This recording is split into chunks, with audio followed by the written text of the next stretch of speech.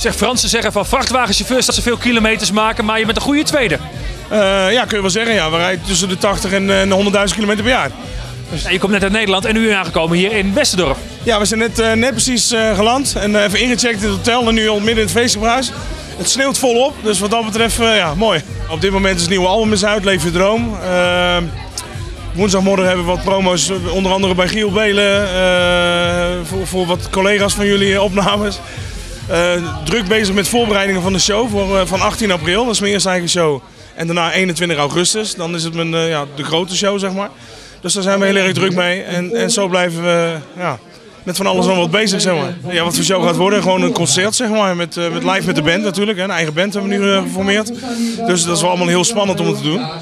En met de Vendag hebben ze dan één dag meegespeeld en tussendoor spelen we nog een paar keer samen. En dan gaat het allemaal gebeuren.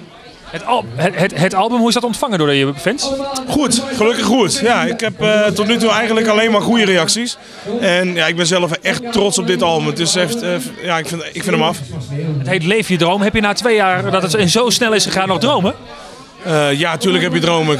Grote shows en het liefst een keer een arena of een Gelderdoom of dat soort dingen, zeg maar, om te doen. Ja. Maar op dit moment gaat het al echt heel hard en het gaat gelukkig allemaal goed. Dus ja, dromen blijven houden. Wat wordt de volgende single, Frans? Weet ik nog niet. We zijn op dit moment aan het kijken wat we allemaal gaan doen. De docusoap loopt op dit moment, dus daar ben ik heel erg druk mee.